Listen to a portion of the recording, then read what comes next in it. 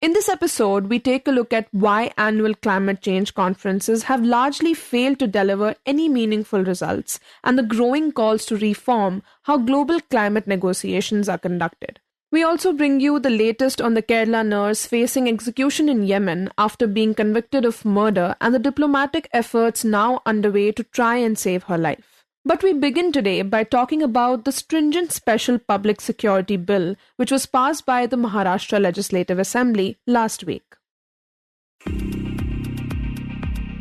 Hi, I'm Ichha Sharma, and you're listening to Three Things, the Indian Express news show.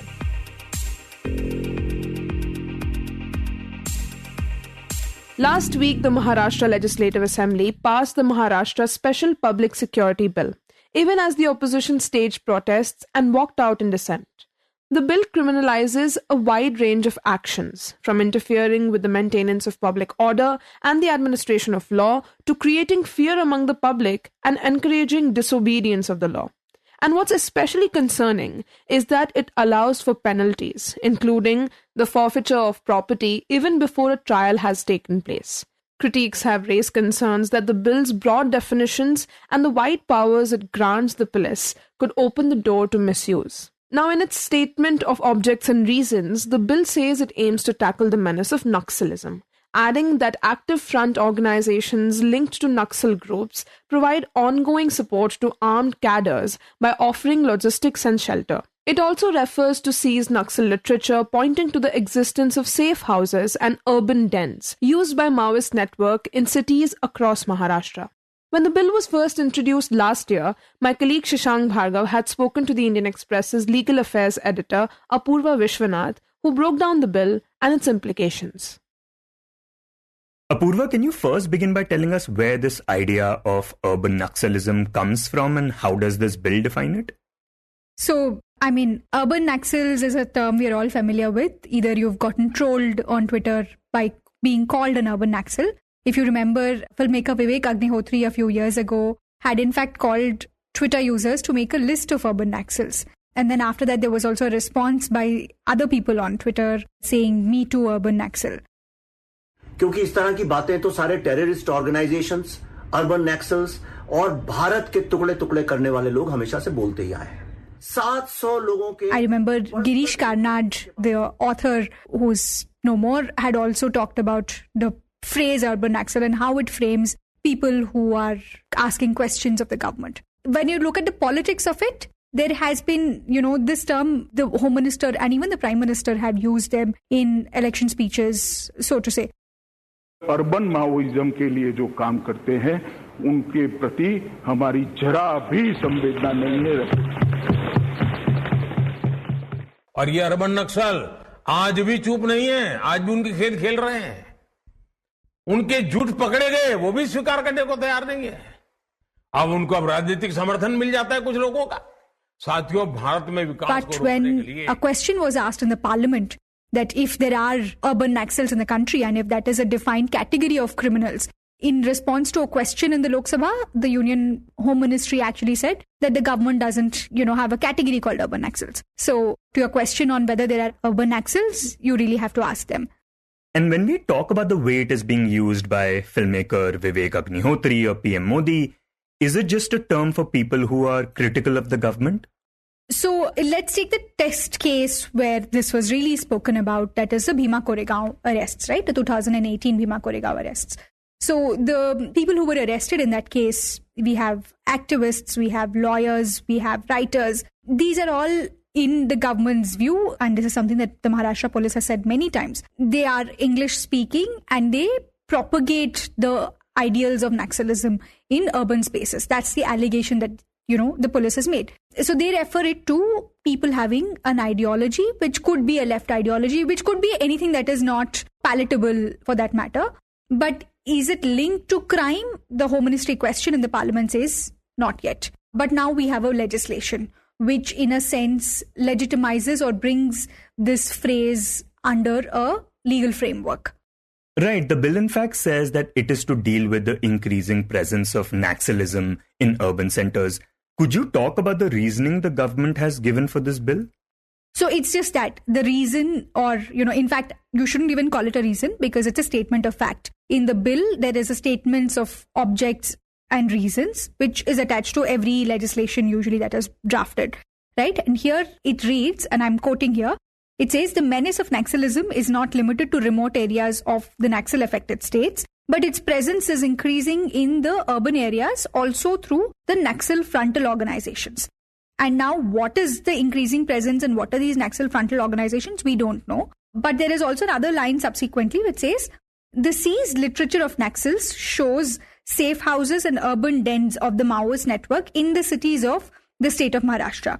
So this is ostensibly, a reason, if you can call it that some material has been seized and we have something on record, which they're not really spelling out what. Even when it was tabled in the assembly, there was no more reason than what we know from the bill itself, right? So the bill doesn't define what urban Naxalism is, but you can gauge that through how the provisions of the bill have been drafted. And talk about the kind of powers this bill proposes to give to the government. So what this bill seeks to do is two things, right? One, ban certain organizations by calling them unlawful organizations. Then secondly, for individuals, there is a process and a punishment prescribed for quote-unquote unlawful activity. Now, this phrase unlawful activity is not unfamiliar to us. There is the 1967 Unlawful Activities Prevention Act, the UAPA, which is our principal anti-terror legislation in the country, right? And this is the law that is very commonly used against those accused of Naxalism. Yeah, Naxalism or any sort of terror cases, the UAPA is what is invoked. So even that deals with the same things, banning unlawful associations and criminalizing unlawful activity. But here's why the Maharashtra government thinks they need this law over UAPA. Because they also say this in the statement of objects and reasons, that the current framework of laws is insufficient.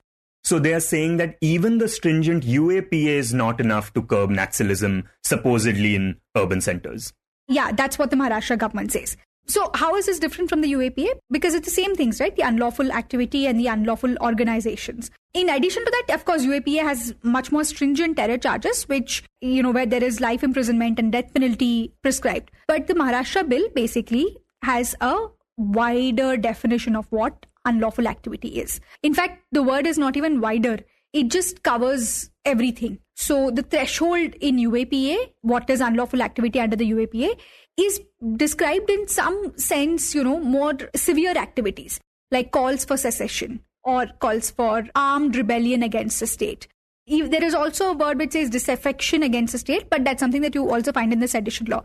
They might seem overbroad, but still they are jurisprudentially, we have a framework for what they mean. And fundamentally what they mean is that you should pose a credible threat to the Indian state with some sense of use of force, right?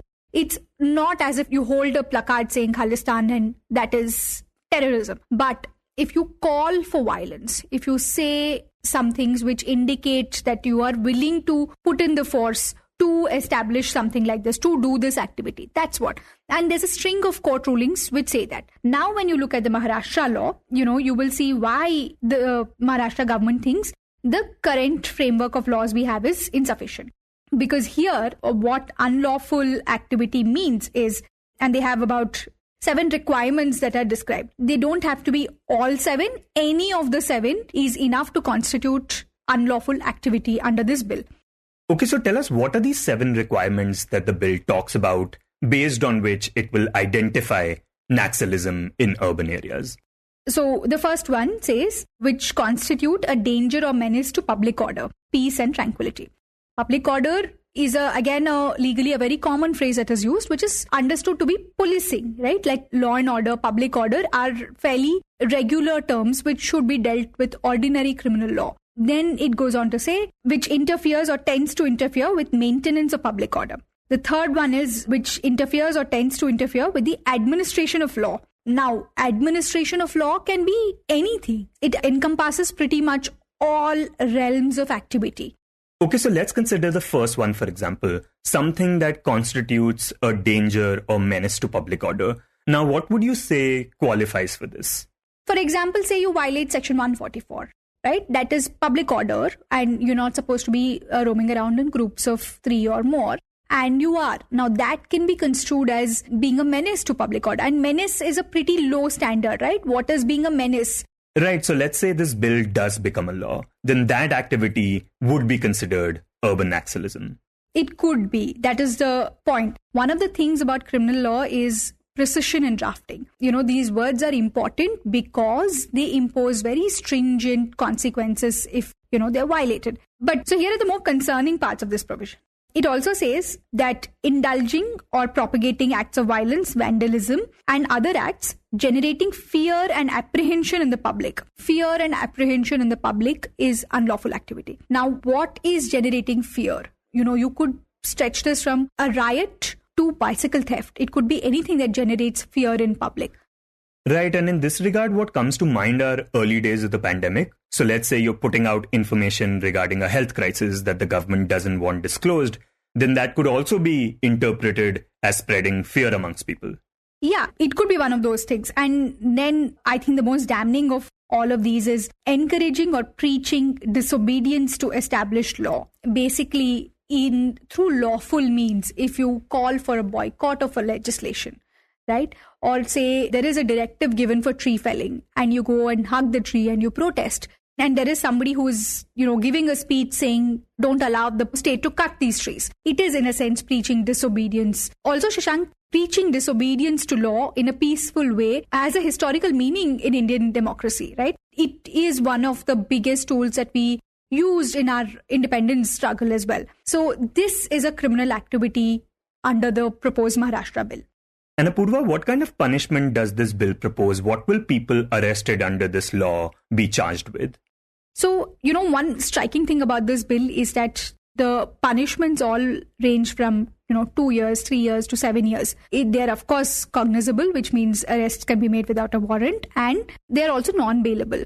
But all of these aside, these are also stringent aspects.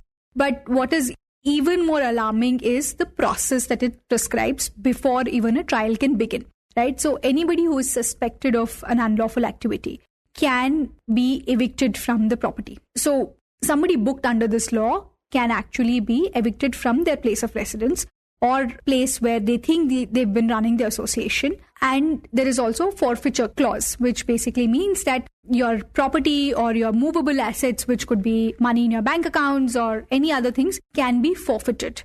Of course, all of this is still before a court has found you guilty. Okay, so if we were to look back at some of the biggest protests that we have seen in the recent past, the CAA protests, the farmers' protests, now if such a law existed at that point, many of those people who protested could have been arrested without bail and could have been evicted from their homes. Absolutely. That is some of the problems with a bill that has this kind of a vocabulary. But, like we discussed, UAPA also has some of this vocabulary. But that is an anti-terror law. There is still a justification for very stringent laws and having these, in a sense, draconian consequences. But for a necessity of the state that is that high. Terrorism is, one of those things where such measures might be warranted. But what this bill, in a sense, seeks to do is bring ordinary aspects of law and order and legitimize them by prescribing stringent anti-terror processes.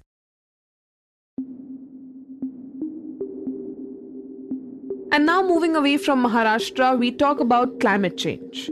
For years now, we've seen a steady rise in erratic rainfall, extreme weather events, and record-breaking temperatures, all highlighting the urgent need for strong global climate action.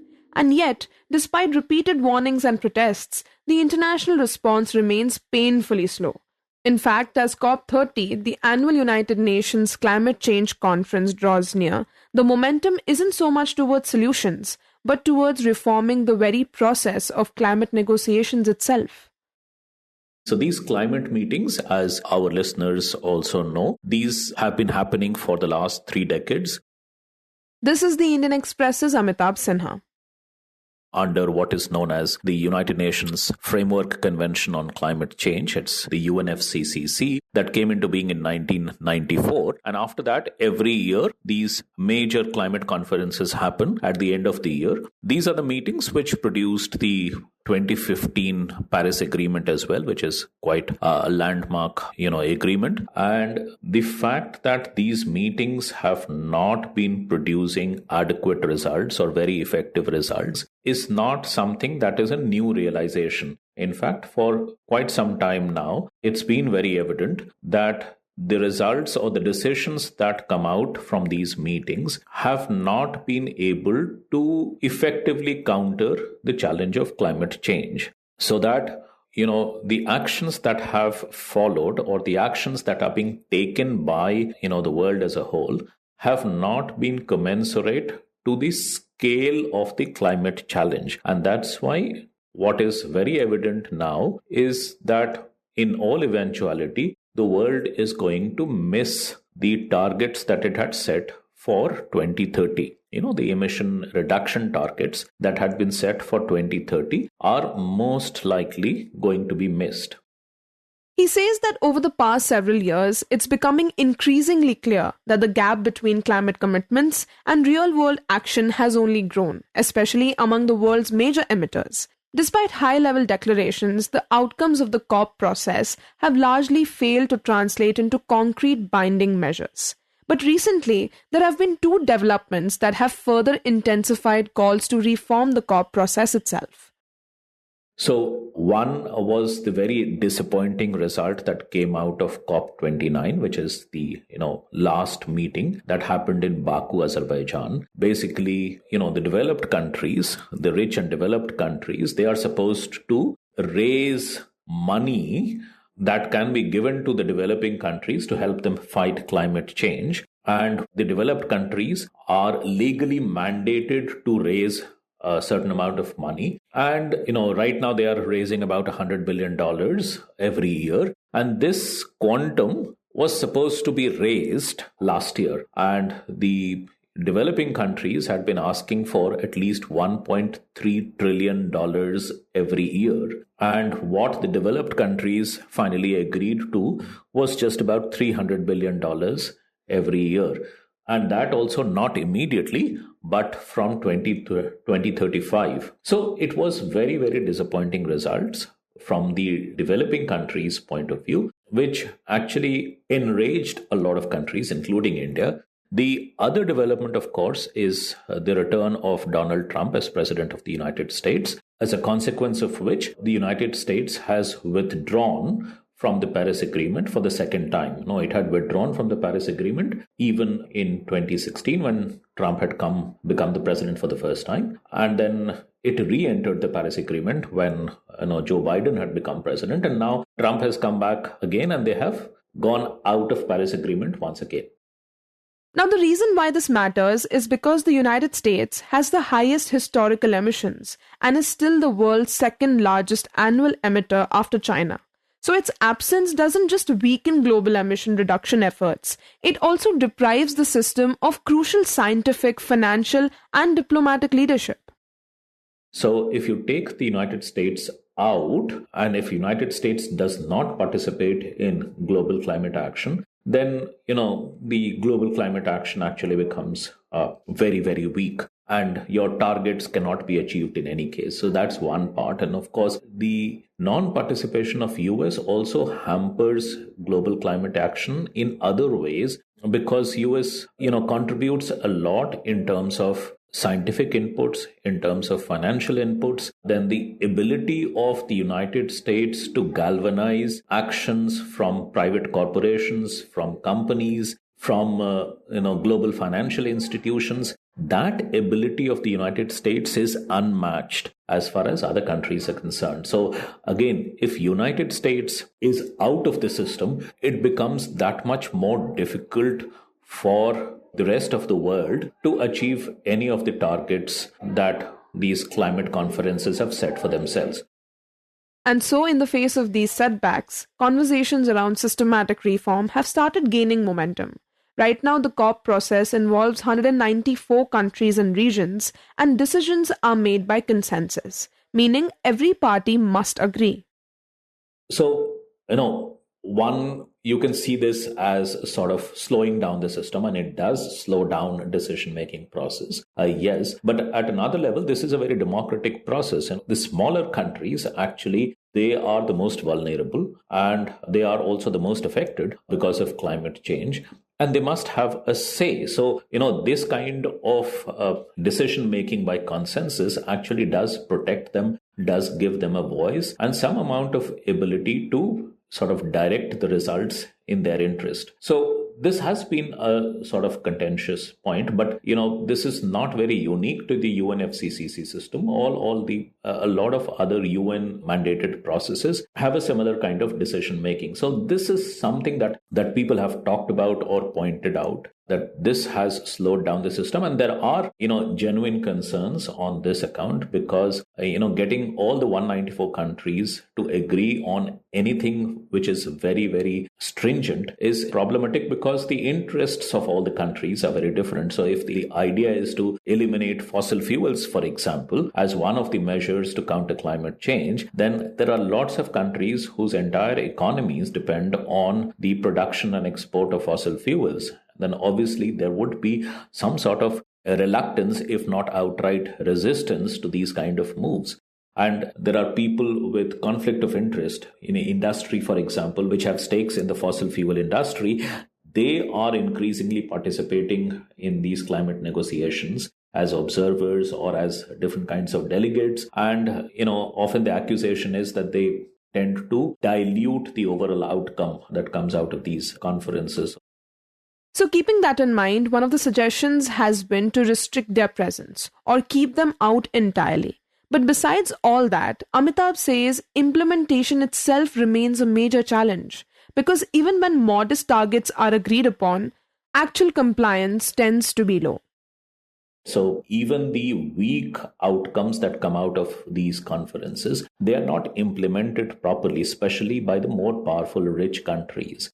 These countries were given emission reduction targets, and very few of them actually adhere to that, and there are no penalties in the system. And, one or two exceptions, most of the countries did not achieve their targets or simply ignored those targets and nothing happened. So even now, the commitments from the developed countries have not been fully met. Their 2020 targets were not met, and most of them are running slow on their current targets as well. And, there are also lots of suggestions about procedural things, how to make the process itself much more efficient, how not to keep on talking about things for several days without actually any outcome coming out of it. So these kind of things are being seen. And, the idea is, in fact, one of the biggest objectives of this year's meeting, COP30, is to sort of reinstill the confidence and trust of the countries into the system. Now, of course, the United States is out. It's not going to participate. But still, the rest of the countries, can they actually, work together to come out with something more meaningful and also something which countries would be willing to implement with, more energy, which probably furthers the global fight against climate change. So that's a big test that COP30 has set for itself.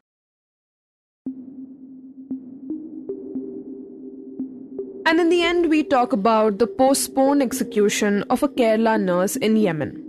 Nimisha Priya, a nurse from Kerala who had been convicted of murdering a Yemeni national, was set to be executed today. But following high-level diplomatic and humanitarian negotiations, her execution has been temporarily put on hold. What's worth noting is that the victim's family, whose formal pardon is required under Sharia law to waive the death sentence, was not part of this decision.